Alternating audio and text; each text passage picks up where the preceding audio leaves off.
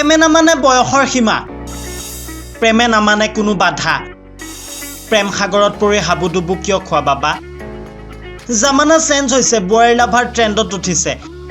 কান্দি লাভ নাই, এতিয়া আৰু উপায় নাই।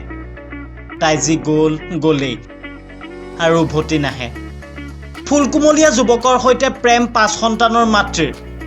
প্ৰেমৰ বিৰহ বেদনা আৰু সহি থাকিব নোৱাৰিলে, একেবাৰে উঠাই দিলে। ৰঙীয়াৰ এটা প্ৰেম গাথা এতিয়া ব্যাপক চৰ্চা লাভ কৰিবলৈ সক্ষম হৈছে সমগ্ৰ ৰাজ্যতেই। সমগ্ৰ ৰাজ্যজুৰি ৰঙীয়াৰ সেই প্ৰেম গাথাই এটি তীব্ৰ চাঞ্চল্যৰো সৃষ্টি কৰা পৰিলক্ষিত হৈছে। প্ৰেম জনমে জনমে,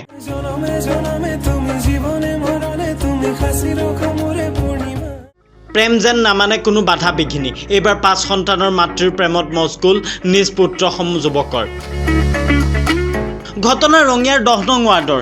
যি জোঁৱাই থকাৰ পিছতো 5 সন্তানৰ মাতৃক পলুৱাই নিয়া ঘটনাই এতিয়া তীব্ৰ প্ৰতিক্ৰিয়াৰ সৃষ্টি কৰিছে অঞ্চলটোত।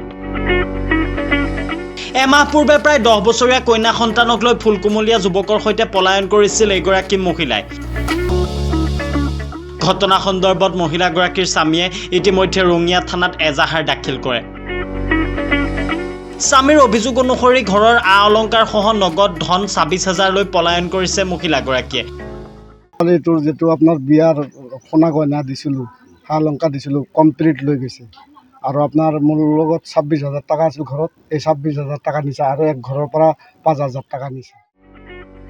ইতিমধ্যে এমাহ পিছত মহিলাগৰাকীৰ কন্যা সন্তানটিয়ে ৰঙীয়া ৰেল ষ্টেচনৰ কোনো অজ্ঞাত স্থান এৰি যায়।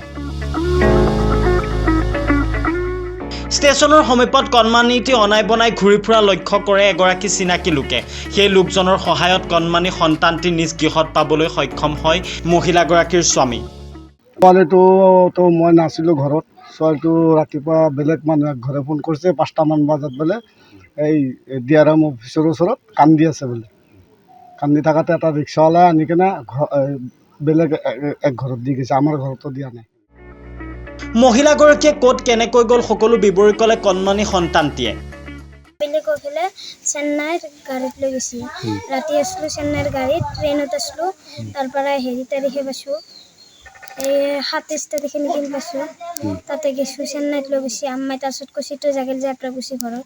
মই তাৰপিছত আম্মাক কৈছোঁ, মই আম্মা কেনেকৈ যাম, মই প্ৰায় এতিয়া একলা, মই কি চিনি পাওঁ নেকি, মোক কেনেকৈ লৈ যাই পেলাই।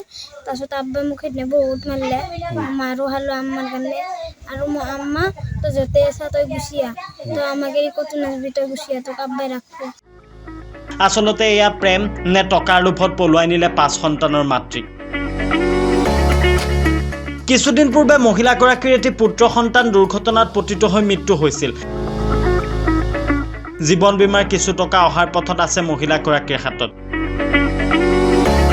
সেই টকাৰ লোভত পলুৱাই নিয়া বুলি অভিযোগ উত্থাপন কৰে মহিলাগৰাকীৰ স্বামীয়ে। ল'ৰা এটা এক্সিডেণ্ট হ'লে মাৰা গৈছে।